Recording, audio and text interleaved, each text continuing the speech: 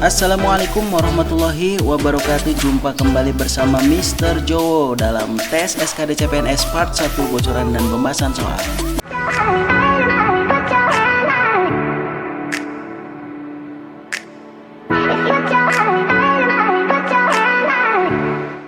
Oke teman-teman semua, pada kesempatan kali ini saya Mr. Jowo akan memberikan sedikit bocoran dan pembahasan soal tes CPNS yang akan dilaksanakan pada tahun ini, yaitu tahun 2021 di gelombang yang pertama. Mudah-mudahan apa yang kalian cita-citakan semua, yang teman-teman semua harapkan, bisa terwujud dengan baik. Oleh karena itu, siapkan mental, siapkan segala sesuatunya dengan baik supaya apa yang kita harapkan bisa menjadi kenyataan. Pertanyaan kunci pada kesempatan kali ini yaitu bagaimana agar pembahasan ini lebih efektif. Tentunya Anda harus persiapkan diri Anda lebih fokus lagi dalam memahami soal-soal yang akan saya berikan. Hambatan yang mungkin terjadi pada kegiatan kali ini adalah, yang pertama mungkin adalah gagal fokus.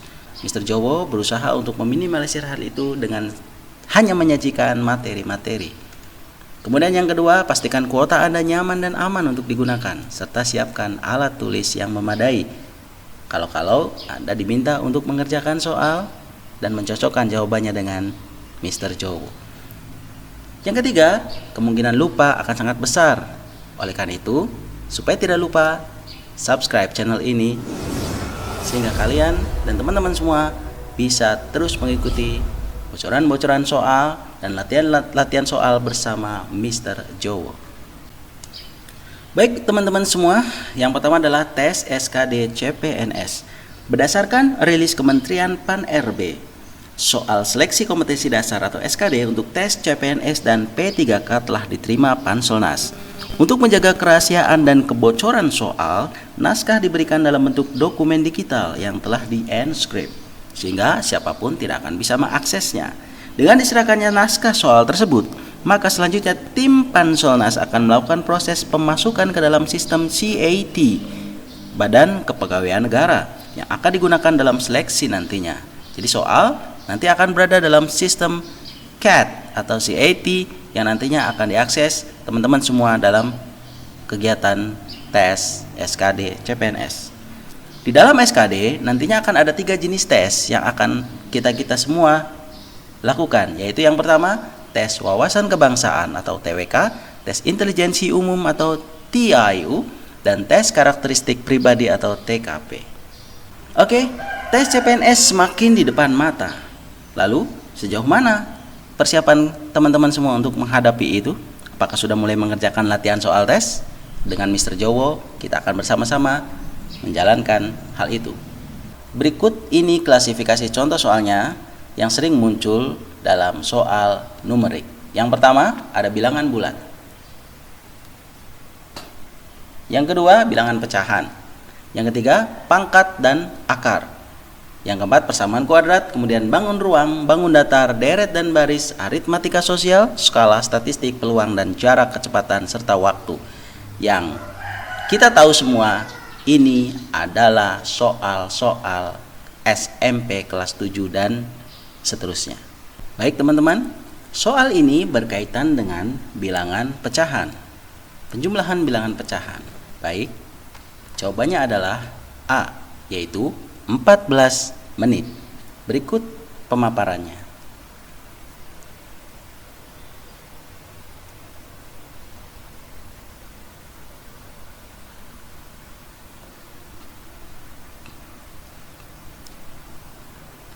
Oke, next. Kemudian soal nomor 2. Ini adalah pertanyaan yang lebih kepada logika. Kita lihat soalnya. Prestasi Desi lebih tinggi dari Santo dan lebih rendah dari Yuni. Sedangkan prestasi Ira lebih rendah daripada Desi, tetapi lebih tinggi dari Santo. Prestasi Udin lebih tinggi dari Santo dan Ira. Maka pertanyaannya adalah, siapakah 3 orang yang berprestasi terbaik? Jadi untuk soal ini adalah kita harus membuat dulu leveling seperti ini. Oke. Jika kita buat leveling, maka Yuni berada di posisi yang paling tinggi. Oke, prestasi Desi lebih tinggi dari Santo. Oke, Santo paling bawah dan lebih rendah daripada Yuni, berarti Desi berada di urutan kedua. Prestasi Ira lebih rendah dari Desi, berarti Ira di posisi ketiga, tetapi lebih tinggi dari Santo, jelas karena Santo paling bawah.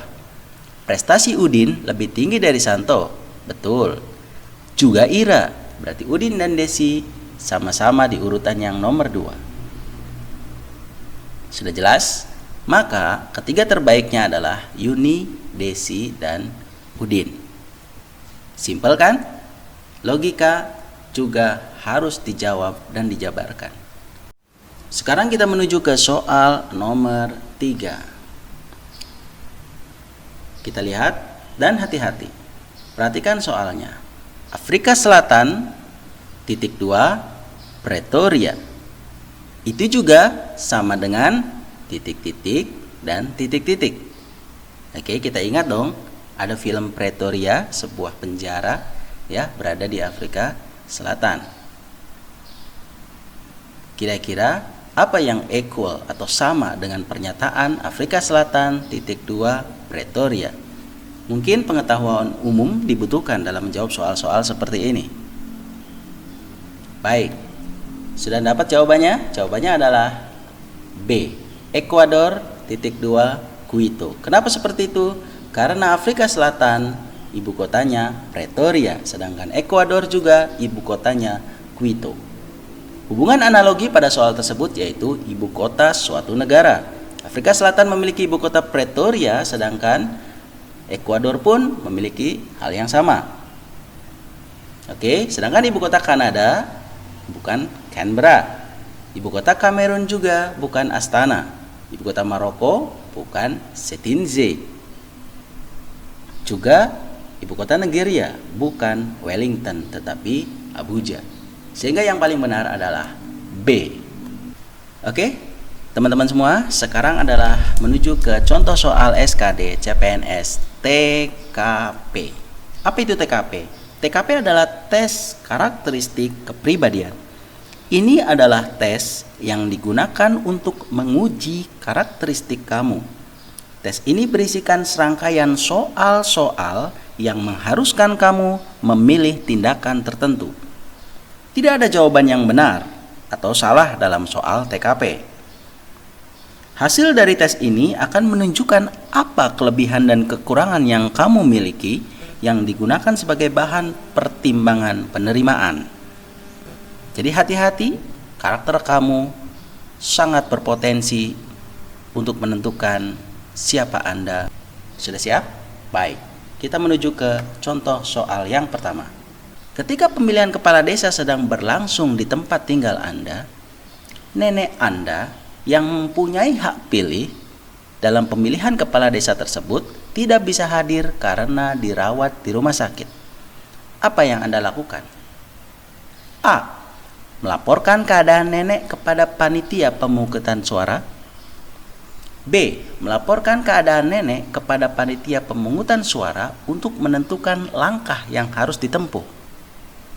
C. Melaporkan dan menginformasikan kondisi nenek kepada panitia pemungutan suara untuk diwakilkan Anda menggunakan hak pilihnya.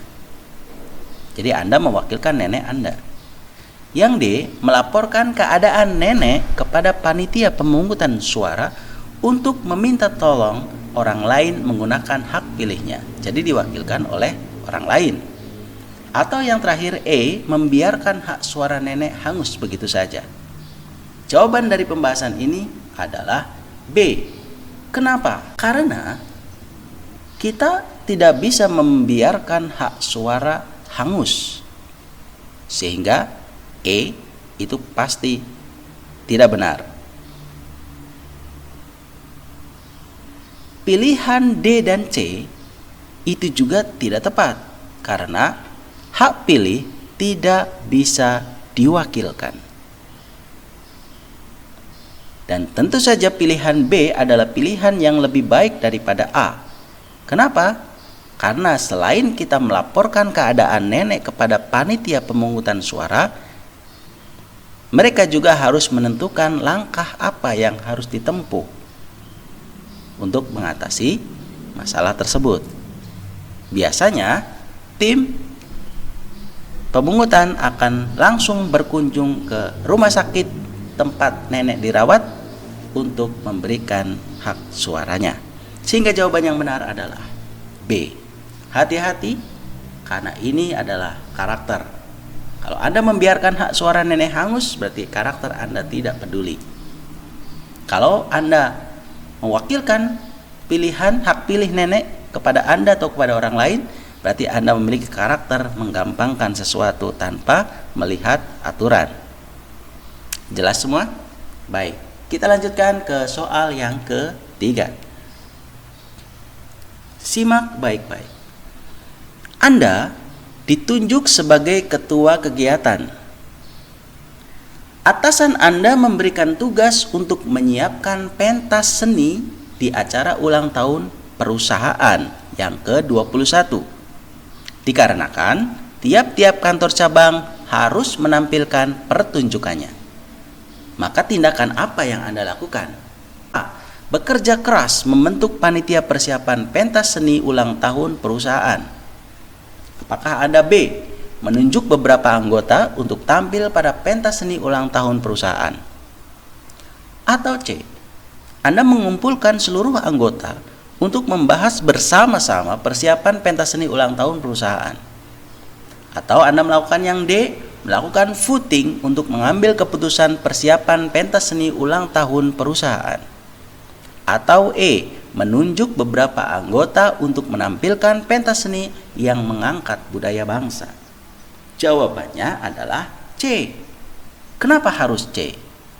Baik, kita bahas. Dalam kaitan dengan topik kepemimpinan, karena Anda ditunjuk sebagai ketua kegiatan, maka pastikan bahwa komunikasi dan koordinasi menjadi kata kunci dari setiap kebijakan atau tindakan yang akan diambil oleh seorang pemimpin. Pilihan B dan E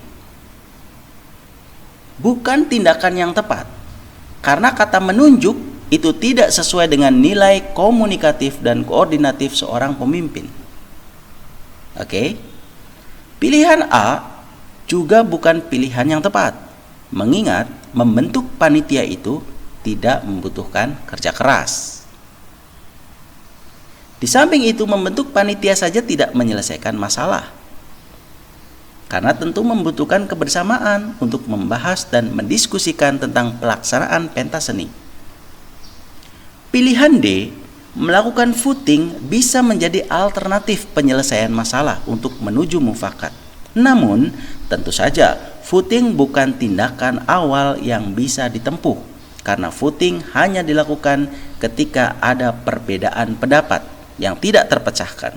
Jadi, pilihan C adalah pilihan yang terbaik karena menunjukkan komunikasi dan koordinasi dengan anggota secara baik dalam upaya melaksanakan pentas seni. Sudah jelas? Jadi mengumpulkan seluruh anggota untuk membahas bersama-sama persiapan pentas seni ulang tahun perusahaan adalah jawaban yang terbaik dan mewakili karakter seorang pemimpin yang bijaksana. Oke, terima kasih untuk part pertama sudah selesai, dan kita akan berjumpa kembali besok di part yang kedua dan part-part selanjutnya sampai menguasai seluruh soal-soal SKD CPNS, baik TWK, TIU, dan yang lainnya. Sampai jumpa kembali di part 2. Terima kasih atas perhatiannya. Assalamualaikum warahmatullahi wabarakatuh. Jangan lupa subscribe, like channel, dan juga share. Komen Anda ditunggu untuk perbaikan channel ini di masa mendatang. Thank you.